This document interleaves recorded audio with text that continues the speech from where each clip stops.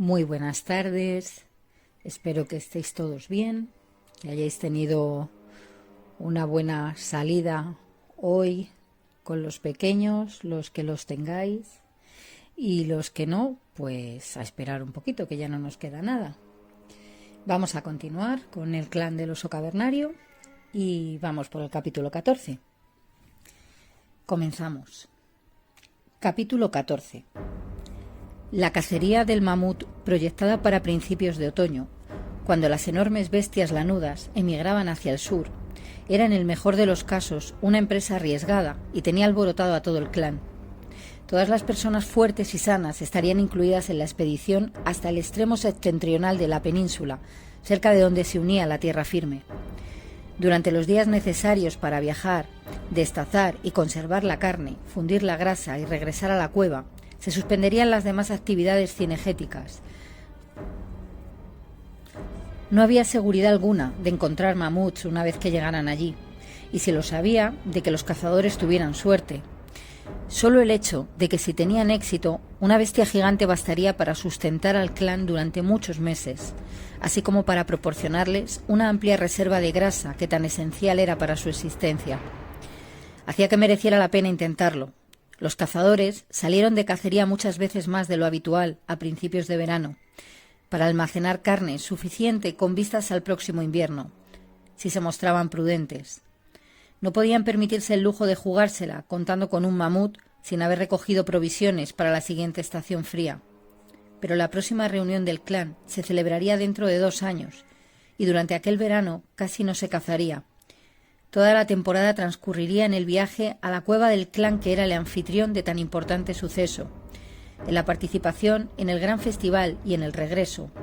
La larga historia de tales reuniones había hecho comprender a Brun que el clan tenía que comenzar a hacer reservas de alimentos y provisiones con mucha anticipación para poder soportar el invierno siguiente a la reunión. Por esa razón había decidido salir a cazar el mamut, con unas reservas adecuadas para el invierno venidero. Además de una buena cacería de mamut, tendrían mucho adelantado. Carne seca, verduras, frutas y granos durarían fácilmente 2 años una vez que hubieran sido convenientemente almacenados. No solo existía una atmósfera de excitación debida a la próxima cacería, sino que se palpaba una corriente subterránea de superstición. El éxito de la cacería dependía tanto de la suerte que se veían presagios en los incidentes más insignificantes. Todos tenían cuidado con la menor de sus acciones y se mostraban especialmente circunspectos con todo lo que se relacionara, aun remotamente, con los espíritus. Nadie quería ser la causa de que un espíritu se enfureciera y trajera mala suerte. Las mujeres tenían todavía más cuidado al cocinar. Una comida quemada podía ser un mal presagio. Los hombres celebraban ritos para cada fase de la planificación, haciendo súplicas fervientes para conciliarse a las fuerzas invisibles que los rodeaban. Y Mogur estaba atareado produciendo encantamientos para la buena suerte y elaborando amuletos, generalmente con los huesos de la cueva pequeña. Todo lo que salía bien era considerado como un indicio favorable, y cada tropiezo constituía un motivo de preocupación. Todo el clan tenía los nervios a flor de piel, y Brun casi no descansó bien una sola noche desde el día en que tomó la decisión de cazar el mamut. Había momentos en que casi lamentaba que se le hubiera ocurrido. Brun convocó una reunión con los hombres para estudiar quién iría y quién se quedaría en casa. Proteger el hogar era una cuestión importante. «He estado pensando en dejar en casa a uno de los cazadores», comenzó a decir el jefe. «Estaremos ausentes casi toda una luna, tal vez 2.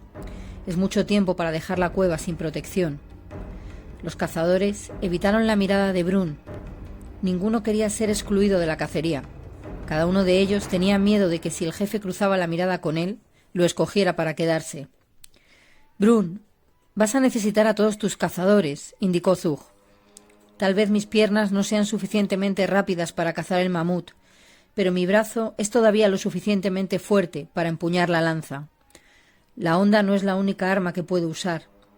La vista de Dorb no es buena, pero sus músculos no son débiles y no está ciego. Todavía puede usar un garrote o una lanza, por lo menos lo suficiente para proteger la cueva. Mientras tengamos encendido el fuego, ningún animal se acercará. No tienes que preocuparte por la cueva. Podemos protegerla. Ya tendrás bastante en qué pensar con la caza del mamut.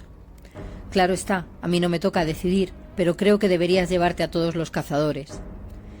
Estoy de acuerdo, Brum, agregó Dorf, inclinándose hacia adelante y entornando los ojos. Zug y yo podemos proteger la cueva mientras estéis fuera. Brum miró a Zug y a Dorf, y otra vez a Zug. No le seducía la idea de dejar en casa a ninguno de los cazadores. No quería hacer nada que pudiera reducir las posibilidades de éxito. Tienes razón, Zug, dijo finalmente Brum con gestos. Solo porque Dorf y tú no podáis cazar el mamut, no significa que no seáis lo suficientemente fuertes para proteger la cueva. Este clan tiene suerte de que ambos seáis todavía tan fuertes, y yo la tengo, porque el que fue segundo al mando del jefe antes que yo todavía está con nosotros para permitirme disfrutar de su sabiduría, Zug. No hacía daño a nadie mostrando el viejo cuánto se le apreciaba. Los demás cazadores se tranquilizaron, ninguno de ellos quedaría excluido. Sentían lástima por los viejos que no podían participar en la gran cacería, pero agradecían que ellos se quedaran para cuidar la cueva. También se daba por sentado que Mogur no haría el viaje. No era cazador, pero en ocasiones Brum había visto el viejo lisiado blandiendo su robusto cayado con bastante fuerza para protegerse, y mentalmente agregó al mago a la custodia de la cueva. Desde luego, los tres juntos lo harían tan bien como un solo cazador. «¿Y ahora qué mujeres nos llevamos?», preguntó Brum. «Ebra vendrá». «También Uka», agregó Grot. «Es fuerte y experta, y no tiene hijos pequeños». «Sí, Uka está muy bien», aprobó Brum. «Y Obra», dijo mirando a Goff. El ayudante asintió. «¿Y Oga?», preguntó Brut. «Brack camina ya, y pronto será destetado. No le quita mucho tiempo a su madre». «No veo por qué no», dijo finalmente Brum, después de reflexionar un momento. «Las demás mujeres pueden ayudar a cuidarlo, y Oga trabaja bien. Podrá sernos útil». Brut se vio complacido. Le gustaba saber que el jefe tenía buena opinión de su compañera. Era un reconocimiento de lo bien que él la había adiestrado. «Algunas mujeres tendrán que quedarse con los niños», señaló Brum. «¿Qué hacemos con Ika y Aga?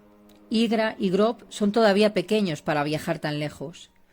«Iza y Ava pueden vigilarlos», propuso Krug. «Uva no molesta ya mucho a Ika». La mayoría de los hombres preferían llevar a sus compañeras cuando se trataba de una larga cacería. Así no tenían que depender de la compañera de otro hombre para atenderlos. «Ika no sé», comentó Drog, «pero creo que Aga preferiría quedarse esta vez. 3 de los niños son suyos, y aunque se lleve a Grov, sé que Ona la echará de menos. A Bor le gustaría venir con nosotros».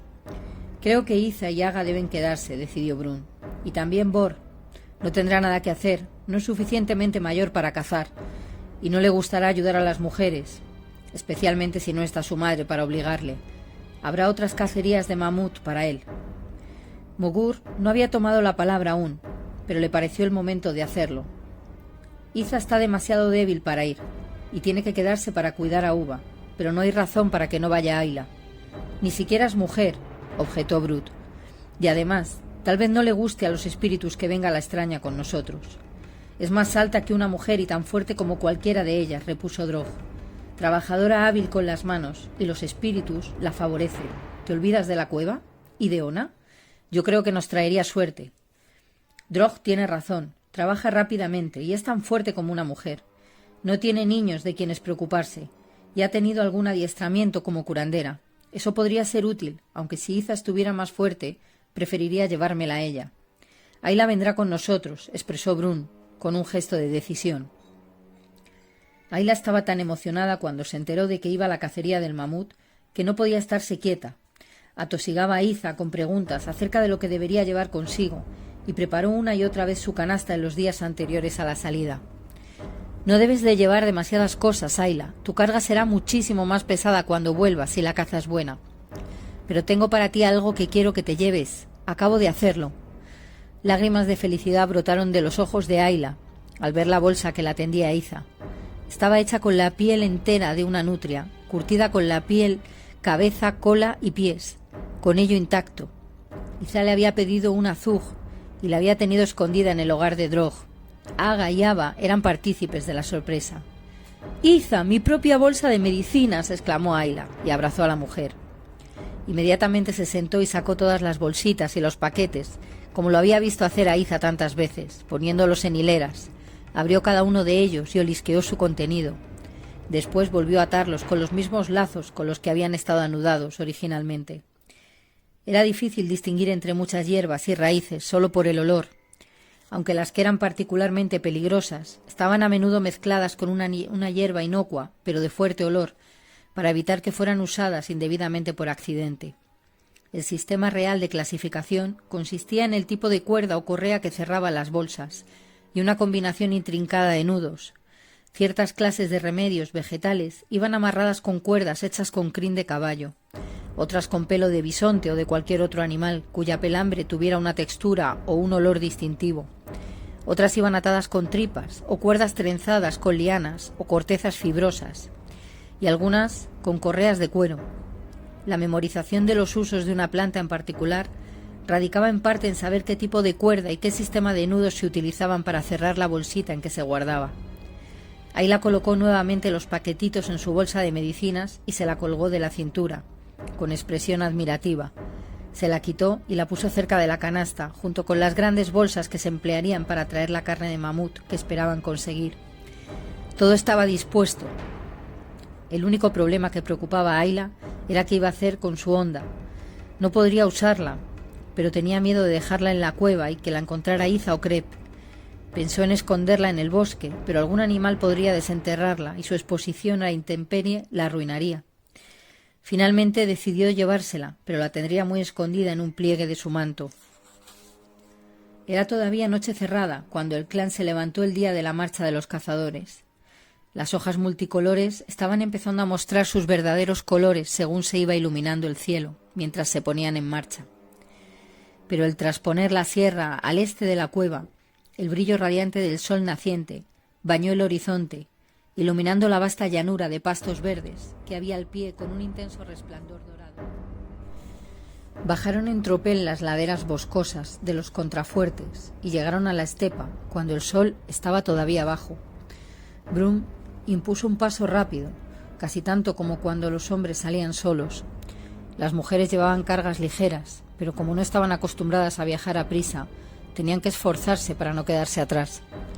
Caminaron de sol a sol, cubriendo una distancia mucho mayor en un solo día que cuando todo el clan andaba en busca de una nueva caverna. No cocinaban, solo hervían agua para hacer las infusiones y no se exigía mucho de las mujeres. No se cazaba durante el viaje. Todos comían los alimentos que solían llevar los hombres cuando salían a cazar. Carne seca molida para formar un tosco alimento mezclado con grasa derretida y limpia, y fruta en forma de pastelillos. El alimento del viaje, altamente concentrado, satisfacía ampliamente sus necesidades alimentarias.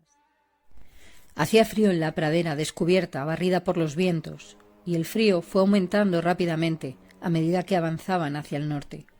Aun así, a poco de ponerse en marcha por las mañanas, se quitaban algo de ropa. Su paso les hacía entrar rápidamente en calor, y sólo cuando se detenían brevemente para descansar se daban cuenta de la temperatura inclemente. Los dolores musculares de los primeros días, especialmente los de las mujeres, pronto desaparecieron a medida que sus piernas fueron adquiriendo ritmo y fortaleciéndose al caminar. El terreno de la parte septentrional de la península era más áspero. Las mesetas anchas y planas desaparecieron repentinamente para dejar lugar a barrancos escarpados o abruptos riscos que los cerraban. El resultado de estruendosos cataclismos en la violenta tierra de épocas pasadas que se sacudía las prisiones de piedra caliza. Estrechos cañones estaban encerrados entre paredes rocosas hendidas, algunos de los cuales terminaban donde se unían las murallas. Otros estaban cubiertos con los restos de rocas enormes, desprendidas de los baluartes circundantes. Otros canalizaban ríos ocasionales, desde arroyos estacionales hasta torrentes. Solo cerca de los ríos crecían pinos retorcidos, alerces y abetos, rodeados muy de cerca por abedules y sauces enconijados, poco más que arbustos que venían a romper la monotonía de la estepa herbosa.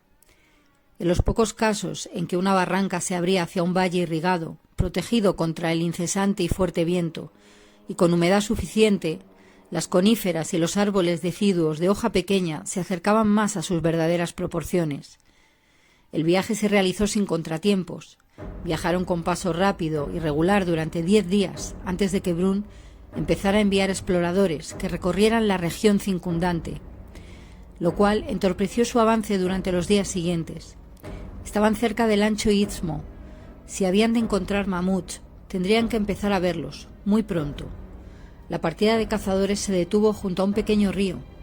Brun envió a Brut y Goff a primera hora de la tarde. Estaba a corta distancia de los demás, mirando hacia donde se habían ido. Tendría que tomar pronto una decisión en cuanto a acampar junto al río o proseguir, antes de detenerse a pasar la noche. Las sombras del atardecer estaban alargándose, y si los dos jóvenes no volvían pronto, la decisión se tomaría automáticamente.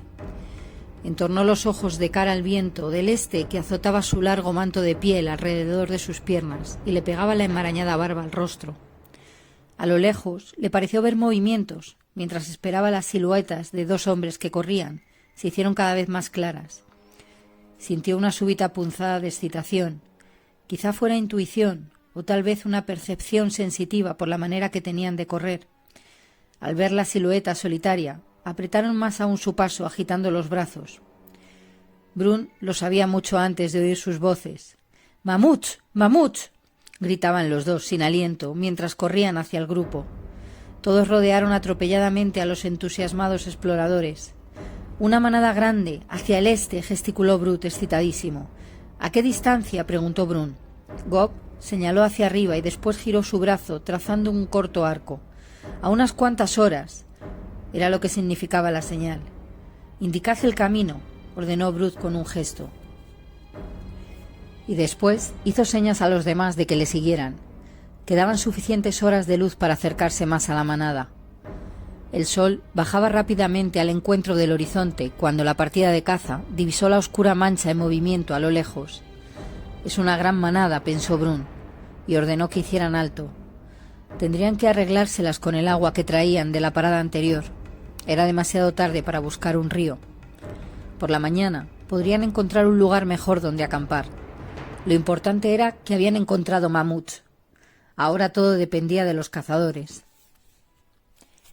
Después de que el grupo se trasladó a un nuevo campamento, junto a un arroyo sinuoso, definido por una doble hilera de maleza enmarañada a lo largo de cada orilla,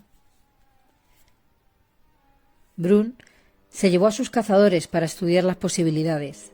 No se podía perseguir a un mamut igual que a un bisonte.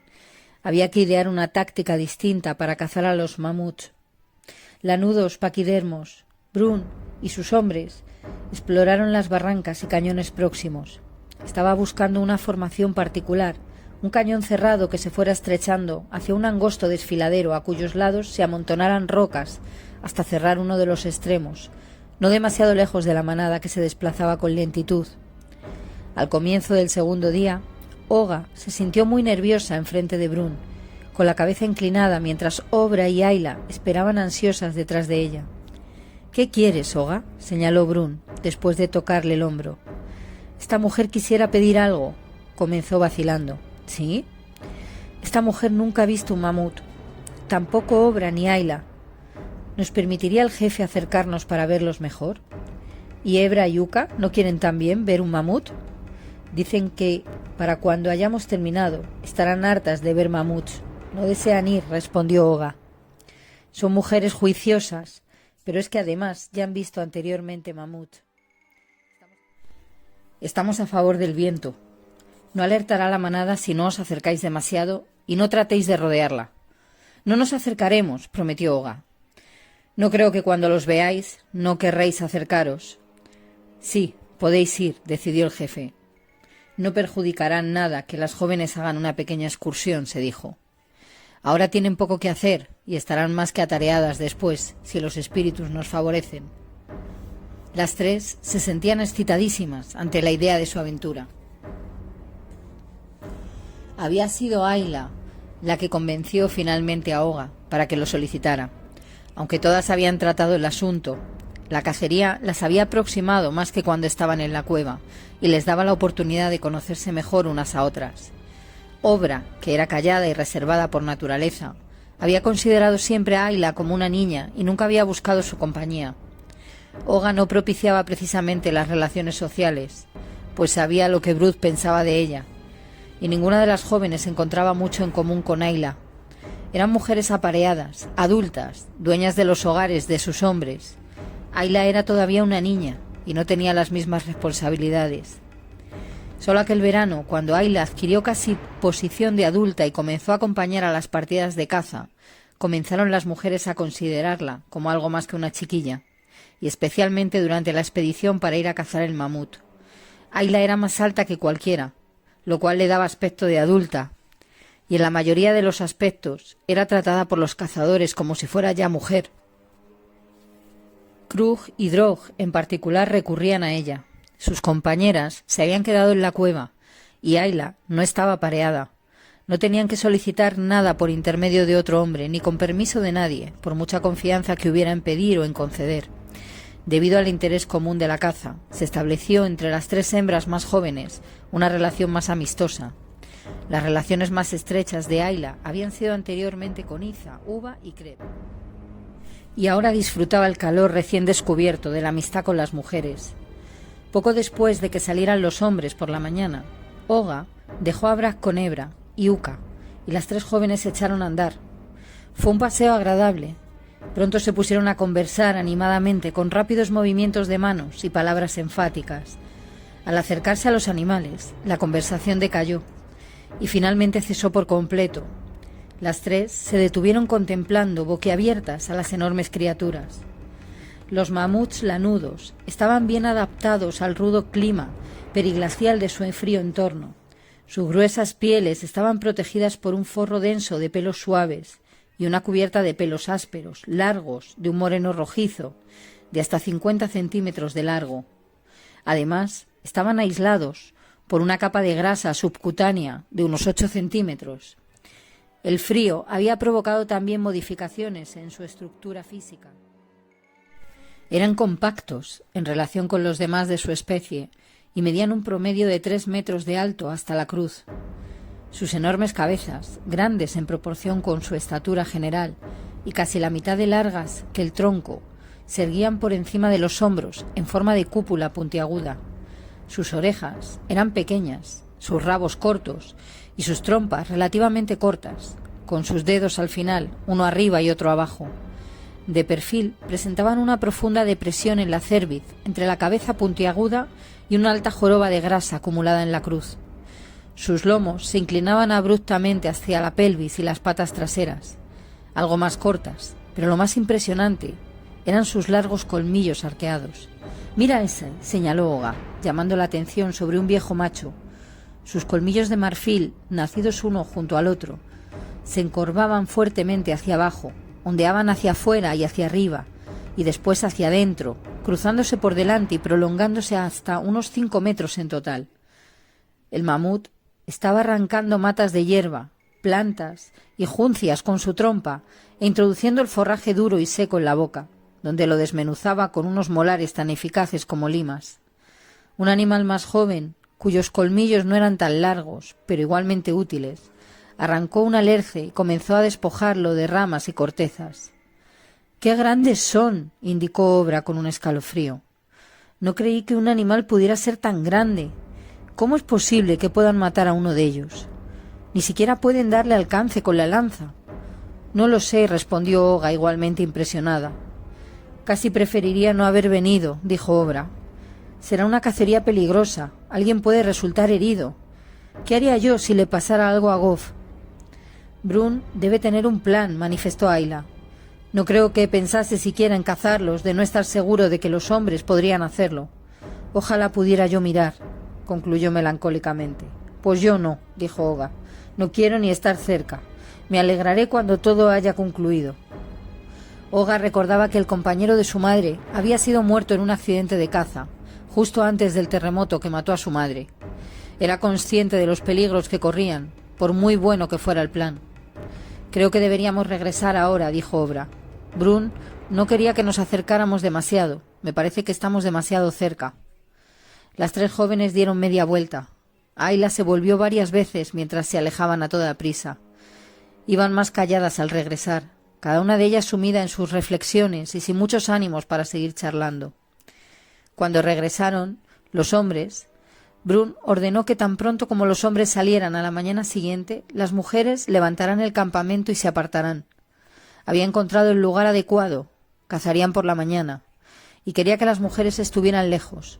Había visto el cañón la víspera muy temprano. Era el punto ideal, pero demasiado alejado de la manada. Consideró como un presagio particularmente bueno que la manada, que ahora avanzaba lentamente hacia el suroeste, hubiera vagado al terminar el segundo día, suficientemente cerca como para que el lugar pudiera ser aprovechado. Una nieve ligera, seca y pulverizada, impélida por ráfagas de viento del este, saludó a la partida de caza mientras cada quien se desprendía de sus pieles de dormir y sacaba la nariz de las tiendas bajas. El triste cielo gris, ocultando al brillante sol que iluminaba el planeta, no logró abatir el entusiasmo. Ese día iban a cazar mamuts. Las mujeres se apresuraron a preparar el té, como atletas finamente entrenados para el deporte. Los cazadores no iban a ingerir nada más. Batían sus pies en el suelo, lanzando al aire sus lanzas en disparos de ensayo, para estirar y aflojar los músculos tensos. La tensión que proyectaban llenaba el aire de excitación. Groth sacó un carbón ardiendo y lo guardó en el cuerno de uro que llevaba sujeto a la cintura. Goff cogió otro. Se envolvieron en pieles, no los mantos pesados que solían llevar por encima, sino prendas más ligeras, que no les cortaran los movimientos. Ninguno de ellos sentía el frío, estaban demasiado excitados. Brun repasó rápidamente el plan por última vez. Los hombres cerraron los ojos y agarraron sus amuletos. Recogieron una antorcha apagada que habían preparado la noche anterior y se pusieron en marcha. Ayla los vio alejarse, luchando por atreverse a seguirlos. Después se reunió con las mujeres, que habían empezado a recoger hierba seca, bosta, broza y leña para el fuego antes de levantar el campamento. Los hombres dieron rápidamente alcance a la manada. Los mamuts habían comenzado ya a ponerse en marcha, y después de haber descansado de noche, los cazadores se agazaparon entre las altas hierbas, en espera de que Brun examinara los animales que desfilaban delante de ellos. Vio al viejo macho con los enormes colmillos retorcidos. Sería magnífico, se dijo, pero lo descartó. Tendrían que recorrer una larga distancia hasta la cueva y los enormes colmillos pesarían demasiado, retrasándoles innecesariamente. Los colmillos de un animal más joven serían más fáciles de transportar y además su carne estaría más tierna. Eso era más importante que la gloria de ostentar enormes defensas. Sin embargo, los machos jóvenes eran más peligrosos. Sus cortos colmillos no eran solo útiles para arrancar árboles, sino que constituían armas muy efectivas. Brun esperó calmadamente. No había hecho tantos preparativos y un viaje tan largo para apresurarse ahora. Sabía lo que estaba buscando y prefería tener que regresar al día siguiente antes que poner en peligro sus posibilidades de éxito. Los demás cazadores también esperaban, aunque no todos con igual paciencia. El sol naciente había calentado el sombrío cielo encapotado y dispersado las nubes. Dejó de nevar y los rayos brillantes aparecieron entre los espacios abiertos. —¿Cuándo pensará dar la señal? —preguntó por señas silenciosas Brut a Goff. —Mira qué alto está ya el sol. ¿Por qué salir tan temprano si vamos a quedarnos aquí parados? ¿Qué está esperando? Groth sorprendió los gestos de Brut. —Brun, espera el momento preciso. ¿Qué prefieres, volver con las manos vacías o esperar un poco? Ten paciencia, Brut, y aprende. Algún día te tocará a ti decidir cuándo habrá llegado el momento. Brun es un buen jefe y un buen cazador. Hace falta algo más que arrojo para ser jefe. A Brut no le hizo mucha gracia el sermón de Groth. No será mi segundo al mando cuando yo sea jefe, pensó. De todos modos, se está haciendo viejo. El joven cambió de postura. Se estremeció un poco bajo una fuerte ráfaga de viento y se dispuso a esperar. Ya estaba alto el sol cuando Brun, con un ademán, dio la señal de que se prepararan. Cada uno de los cazadores sintió una punzada aguda de excitación. Una hembra preñada se encontraba cerca de la periferia de la manada, alejándose aún más. Era bastante joven, pero dado el largo de sus defensas, su embarazo no era seguramente el primero. Estaba ya bastante avanzado, lo que la hacía más lenta. No sería tan rápida y ágil, y la carne del feto sería un bocado suculento. La hembra vio una mata de hierba que el resto no había visto aún, y avanzó. Por un instante permaneció sola, un animal solitario alejado de la protección de la manada. Era el momento que había estado esperando Brun. Dio la señal. Groth tenía preparada la brasa y una antorcha. En el momento en que Brun dio la señal, acercó la antorcha a la brasa y sopló hasta que se encendió lanzando llamas. Drog encendió otras dos con la primera y tendió una a Brun. Los 3 cazadores más jóvenes se habían abalanzado hacia el cañón en cuanto vieron la señal. Su papel comenzaría después. Tan pronto como estuvieron encendidas las antorchas, Brun y Groth echaron a correr detrás de la hembra, prendieron fuego a la hierba seca de la pradera. Los mamuts adultos no tienen enemigos naturales. Solo los muy jóvenes y los muy viejos podían ser presas de cualquier depredador, excepto el hombre. Pero temían al fuego. A veces los incendios de la pradera, debido a causas naturales, ardían furiosamente durante días enteros, destruyéndolo todo a su paso. Un incendio provocado por el hombre no era menos devastador. Tan pronto como sintió el peligro, la manada cerró filas instintivamente.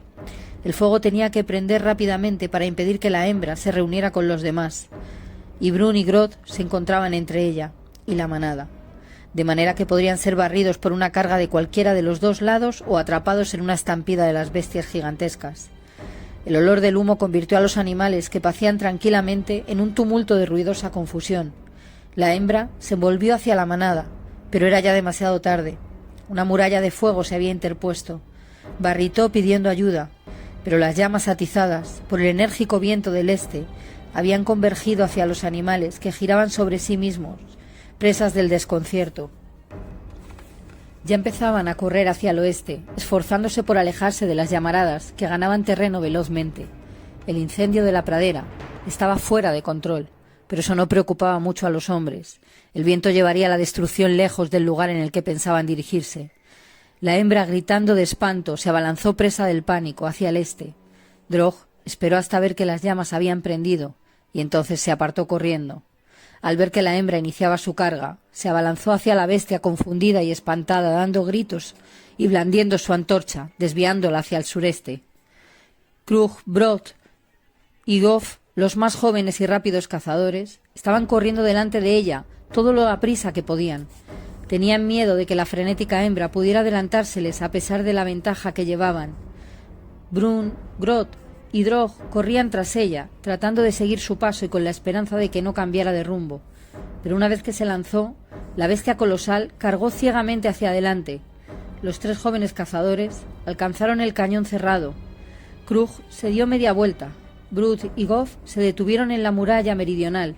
Nervioso y sin aliento, Goff sacó el cuerno de Uro rogando silenciosamente a su tótem que la brasa no estuviera apagada. No lo estaba, pero a ninguno de ellos les quedaba suficiente resuello para soplar y encender la antorcha. El fuerte viento vino en su ayuda.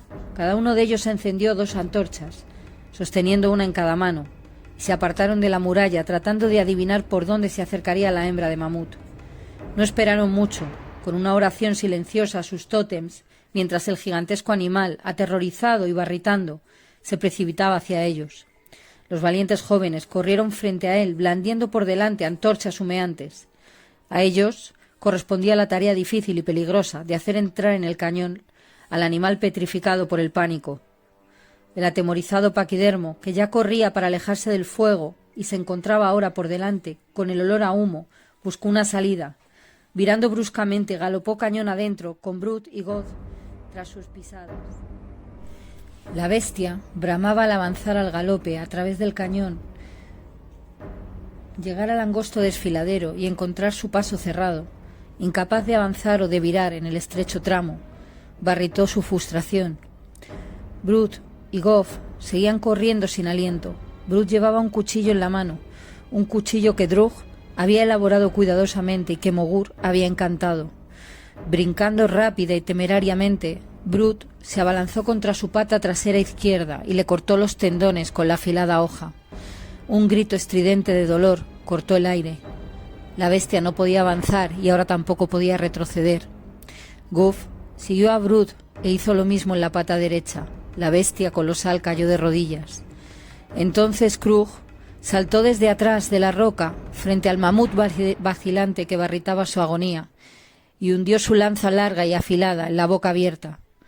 Instintivamente el animal intentó atacar y cubrió de sangre al hombre desarmado, pero no siguió desarmado mucho tiempo. Había otras lanzas almacenadas detrás de las rocas. Mientras Krug se volvía en busca de otra lanza, Brun, Groth y Drog llegaban al cañón y corrían hacia su extremo cerrado, brincando sobre las rocas a ambos lados de la enorme hembra preñada. Hundieron sus lanzas en la bestia herida, casi a un mismo tiempo. La de Brun penetró en uno de sus ojos, bañándole de rojo caliente. El animal se tambaleó. Con su último soplo de vida, el mamut lanzó un grito desafiante y cayó derribado. Lentamente los hombres, agotados, empezaron a hacerse cargo de la situación. En el silencio repentino se miraron unos a otros. Sus corazones palpitaban más fuertes con una nueva clase de excitación. Un anhelo primitivo, impreciso, que tenían adentro salió haciendo explosión en sus bocas con un grito de victoria. Lo habían logrado, habían matado al poderoso mamut. 6 hombres inmensamente débiles por comparación, haciendo uso de su habilidad, inteligencia, cooperación y osadía. Habían matado a la gigantesca criatura, a la que ningún otro depredador podía vencer. Por muy rápido, fuerte o astuto que fuera, ningún cazador cuadrúpedo podía igualar su hazaña. Brut brincó sobre la roca junto a Brun y se dejó caer sobre el animal derribado. Al instante estaba Brun a su lado, dándole golpes afectuosos en el hombro. Después sacó su lanza del ojo del mamut y la alzó. Los otros 4 se reunieron rápidamente con ellos y, moviéndose al ritmo de los latidos de sus corazones, brincaron y bailaron de gozo sobre el lomo de la bestia enorme. Entonces Brun saltó a tierra y rodeó al animal que casi llenaba el angosto espacio. Ninguno de los hombres ha sido herido, pensó. Ninguno de ellos tiene siquiera un arañazo. Ha sido una cacería muy afortunada. Nuestros tótems deben estar contentos con nosotros. Debemos hacer saber a los espíritus que estamos agradecidos, anunció a los hombres. Cuando regresemos, Mogur celebrará una ceremonia muy especial. Por ahora nos llevaremos el hígado, cada uno tendrá su parte, y llevaremos un trozo también para Zug, Dor y Mogur. El resto será para el espíritu del mamut. Es lo que me ha dicho Mogur que debemos hacer. Lo enterraremos donde cayó, junto con el hígado del pequeño mamut que lleva dentro. Y Mogur dijo que no debemos tocar la sesera, que debe quedarse donde está para que el espíritu la guarde. ¿Quién asestó el primer golpe, Brut o Goff? Lo dio Brut, respondió Goff. Entonces Brut tendrá el primer trozo de hígado, pero la muerte es obra de todos. Brut y Goff fueron enviados en busca de las mujeres. En un derroche repentino de energías, los hombres habían terminado con su tarea. Ahora les tocaba el turno a las mujeres. A ellas les correspondía el tedioso trabajo de destazar y conservar.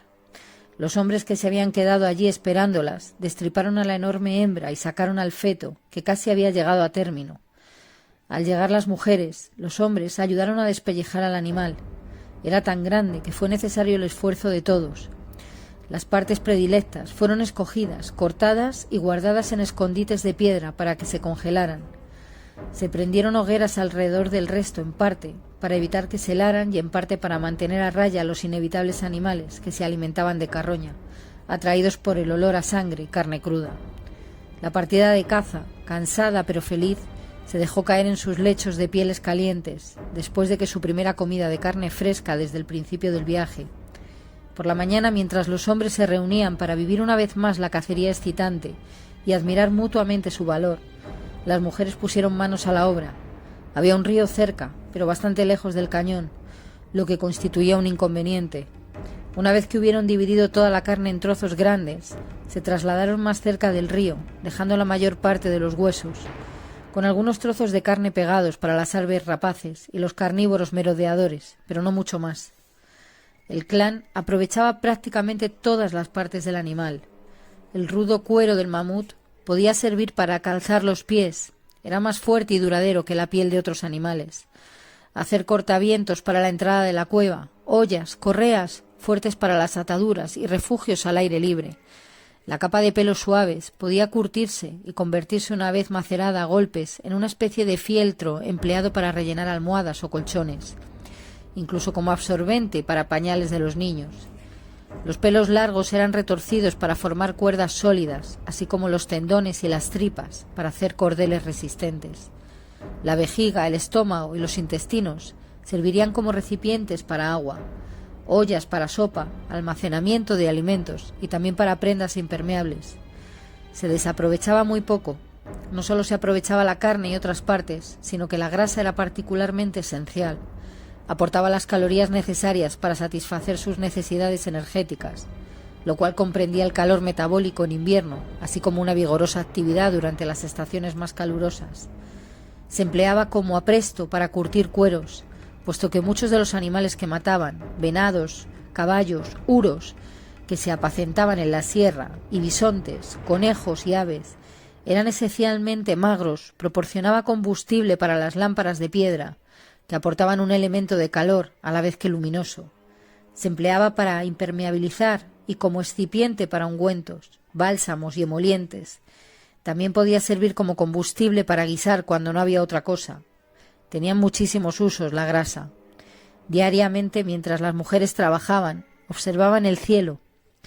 Si el tiempo se mantenía despejado, la carne se secaría más o menos en 7 días, con ayuda de los vientos que soplaban sin cesar. No era necesario hacer fuegos que humearan. Hacía demasiado frío para que las moscas azules echaran a perder la carne, lo cual era mucho mejor. El combustible escaseaba mucho más en la estepa que en las laderas boscosas de su cueva, o incluso en las estepas más cálidas del sur que tenían más árboles. Con nublados intermitentes, cielo encapotado o precipitación pluvial, podría necesitarse 3 veces más tiempo para secar las delgadas tiras de carne. La nieve ligera y pulverizada, que impelían los vientos tempestuosos, no constituía mucho problema. Solo si la temperatura se elevaba normalmente y se cargaba de humedad, habría que interrumpir el trabajo. Esperaba que el tiempo se mantuviera seco, claro y frío. La única manera en que se podían trasladar a la cueva de las montañas de carne era secándola antes de emprender la marcha. La piel pesada y velluda, con su gruesa capa de grasa y de vasos sanguíneos conjuntivos de nervios y folículas, fue raspada hasta quedar limpia. Gruesos trozos de grasa endurecida para congelación fueron colocados en una olla grande de piel, puesta sobre una hoguera, y la grasa derretida vertida en trozos de intestino limpio, atados previamente como si fueran gruesas salchichas de grasa. El cuero, con sus pelos, fue cortado en fragmentos más manejables y enrollado muy apretado antes de que se congelara para facilitar su transporte. Más adelante, en invierno, en la cueva, sería pelado y curtido. Las defensas fueron quebradas y orgullosamente exhibidas en el campamento. También se las llevarían. Durante los días en que las mujeres trabajaban, los hombres cazaban presas pequeñas o vigilaban desganadamente. Acercarse al río había permitido evitar un inconveniente, pero había otro que no podía remediarse. Los carnívoros que se alimentaban con carroña se sentían atraídos por el olor de la matanza y seguían a los hombres a su nuevo campamento. Las tiras de carne colgadas en tendederos de cuerda y correa tenían que ser vigiladas constantemente. Una enorme hiena moteada era algo más que perseverante. La habían perseguido muchas veces, pero seguía acechando en las proximidades del campamento, eludiendo los poco animados esfuerzos de los hombres para matarla. La criatura de mirada feroz era suficientemente hábil para apoderarse de un bocado de carne de mamut varias veces al día. Era un fastidio. Hebra y Oga estaban cortando a toda prisa el último de los enormes trozos de carne en finas tiras para poder secar. Uka y Obra vertían grasa en una sección del intestino, y Ayla estaba lavando en el río otra sección. Una capa de hielo se había formado en las orillas, pero el agua aún corría. Los hombres estaban junto a las defensas, decidiendo si iban a cazar jerbos con las ondas. Brack había estado sentado junto a su madre, y Hebra jugando con guijarros. Se aburrió de los guijarros y se levantó para ir en busca de algo más interesante. Las mujeres, concentradas en su tarea, no se percataron de que el niño se alejaba hacia la llanura, pero había otro par de ojos que lo vigilaban. Todas las cabezas se volvieron al oír el sonido de su agudo grito de espanto. «¡Mi niño!», gritó Oga. «¡La hiena se lleva a mi niño!». El odioso animal, que también era depredador y estaba siempre dispuesto a atacar al joven imprudente o al viejo debilitado, había atenazado al niño por el brazo con sus poderosas mandíbulas y se alejaba rápidamente llevándosele consigo. «¡Brack! ¡Brack!», gritaba Brut corriendo tras ellos, seguido por los demás hombres. Cogió su honda, estaba demasiado lejos para usar la lanza, y se agachó para recoger una piedra, corriendo para que el animal no se alejara fuera de su alcance. ¡No! ¡Oh, no! Gritó desesperadamente al ver que su piedra no llegaba al blanco y que la hiena seguía huyendo. ¡Brack! ¡Brack! De repente, desde otra dirección, llegó el tac-tac de 2 piedras disparadas una tras otra. Dieron firmemente en la cabeza del animal, y la hiena cayó fulminada. Brut se quedó boquiabierto de espanto, que se convirtió en estupor, al ver a Ayla correr hacia el niño que lloraba, con su honda en la mano y 2 piedras más a punto. La hiena era su presa, había estudiado a esos animales, conocía sus hábitos y sus puntos débiles. Se había adiestrado tanto para cazarlas, que se había convertido en una segunda naturaleza. Al oír el grito de Brack, no pensó en las consecuencias. Tendió la mano hacia la honda, cogió rápidamente 2 piedras y las lanzó. Lo único en que pensaba era en detener a la hiena que se llevaba a Brack. Solo cuando se encontró junto al niño, lo sacó de la quijada de la hiena y volvió la cara hacia los ojos fijos de los demás, tuvo conciencia de las consecuencias de su acción. Su secreto había quedado al descubierto. Se había delatado ella sola. Ellos sabían ahora que podía cazar. Una oleada de frío temor la recorrió. ¿Qué me harán?, se preguntaba. Ayla abrazó al niño, evitando las miradas incrédulas mientras se volvía al campamento. Oga fue la primera en salir de su pasmo. Corrió hacia ellos, tendiendo los brazos, y recibió con agradecimiento a su hijito de manos de la muchacha que le había salvado la vida. Tan pronto como llegaron al campamento, Ayla se puso a examinar al niño, tanto para no tener que mirar a nadie, como para determinar la gravedad de sus heridas. El hombro y el brazo de Brack estaban lacerados, y el hueso del brazo roto, pero parecía una fractura limpia. Nunca había reducido una fractura, pero había visto cómo lo hacía Iza, y la curandera le había explicado qué hacer en caso de emergencia. La preocupación de Iza era por los cazadores. No se le había ocurrido que pudiera sucederle algo al niño. Ayla atizó el fuego, puso agua a hervir y echó mano de su bolsa de medicinas. Los hombres estaban silenciosos, atónitos aún, sin poder o sin querer aceptar lo que acababan de presenciar. Por primera vez en su vida, Brut experimentó gratitud hacia Ayla. Sus pensamientos no iban mucho más allá del alivio de ver que el hijo de su compañera se hubiera salvado de una muerte segura y horrible. Pero los de Brun sí.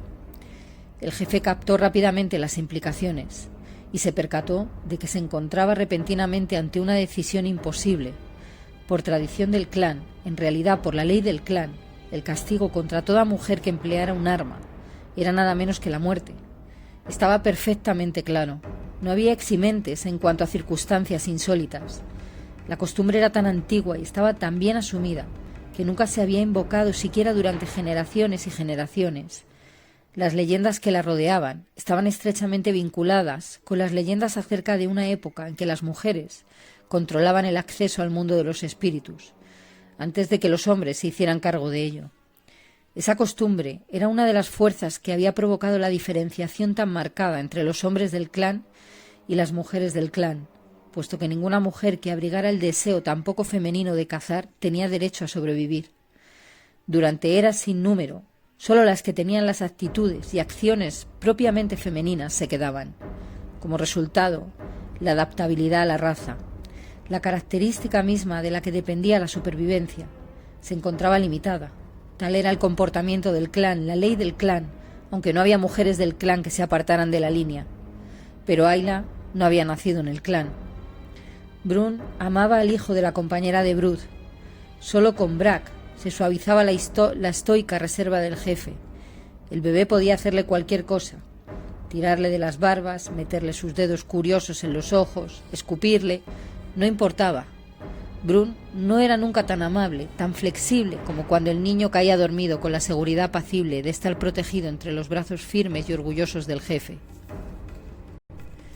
No dudaba de que Brack habría perdido la vida si Ayla no hubiera matado a la hiena. ¿Cómo podía condenar a muerte a la muchacha que había salvado la vida de Brack? Le había salvado con el arma cuyo uso le costaría la muerte. ¿Cómo lo había conseguido?, se preguntaba. La bestia estaba fuera de su alcance, y ella estaba más lejos aún que los hombres. Brun se fue hasta donde la hiena muerta había quedado tendida, y tocó la sangre coagulada que todavía manaba de las heridas mortales. ¿Heridas? ¿2 heridas? Sus ojos no le habían engañado. Creía haber visto 2 piedras. ¿Cómo podía haber aprendido la muchacha a emplear la honda con tanta habilidad? Ni Zug ni nadie que él supiera podía lanzar 2 piedras con una honda tan velozmente, con tanta precisión y tanta fuerza. Fuerza suficiente para matar una hiena a esa distancia. En todo caso, nadie empleaba una honda para matar una hiena. Desde el principio estuvo seguro de que el intento de Brut sería un gesto inútil. Zug siempre había dicho que podía hacerse, pero Brut lo dudaba. Nunca había llevado la contraria al hombre. Zug era todavía demasiado valioso para el clan. No había razón para hacerle de menos. Pues bien, había quedado demostrado que Zug tenía razón. Podía servir una honda también para matar un lince o un lobo, como lo sostenía tan firmemente Zug. Brun reflexionaba. De repente abrió mucho los ojos y los entrecerró después. ¿Un lobo o un lince? ¿O un glotón? ¿Un hurón? ¿Un gato montés? ¿Un tejón? ¿O una hiena? Brun pensaba a toda prisa. O todos los demás depredadores que habían encontrado muertos últimamente. Naturalmente. El gesto de Brun subrayó su pensamiento. Ella lo había hecho. Ayla llevaba mucho tiempo cazando. De otro modo, ¿cómo podría haber adquirido una habilidad tan grande? Pero es hembra y ha aprendido fácilmente las habilidades femeninas. ¿Cómo pudo aprender a cazar? ¿Y por qué depredadores? ¿Y por qué animales tan peligrosos? ¿Pero por qué? Si fuera hombre sería la envidia de todos los cazadores, pero no es hombre. Ayla es hembra y ha empleado un arma y tendrá que morir por ello, pues de lo contrario los espíritus se enfurecerían. ¿Enfurecerse? Lleva mucho tiempo cazando. ¿Por qué no están furiosos? A fe que no están furiosos. Acabamos de matar un mamut en una cacería tan afortunada que ni un solo hombre ha resultado herido. Los espíritus están complacidos con nosotros, no furiosos. El confundido jefe meneó la cabeza. Espíritus. No comprendo a los espíritus. Ojalá estuviera aquí el Mogur. Drog dice que la muchacha trae suerte. Estoy a punto de creerlo yo también. Las cosas nunca habían salido tan bien como desde que está con nosotros. Si la favorecen tanto, ¿no se sentirán desdichados si la ven muerta? Pero así es en el clan, pensaba torturado. ¿Por qué tuvo que hallarla mi clan? Puede tener suerte, pero me ha causado más dolores de cabeza de lo que yo creía posible. No puedo tomar una decisión sin hablar primero con Mogur. Habrá que esperar hasta que hayamos vuelto a la cueva. Brun regresó apresuradamente al campamento. Ayla había dado al niño una medicina calmante, con lo que se durmió. Después limpió las heridas con una solución antiséptica, redujo la fractura y la enyesó con corteza de abedul humedecida. Se pondría tiesa y dura, mantendría los huesos en su sitio, pero tendría que vigilarlo por si él se hinchaba demasiado. Vio que Brun regresaba después de examinar a la hiena y se echó a temblar al sentir que se acercaba. Pero pasó junto a ella sin mirarla, ignorándola por completo. Y ella se dio cuenta de que no sabría cuál iba a ser su sino hasta que no estuvieran de regreso en la cueva.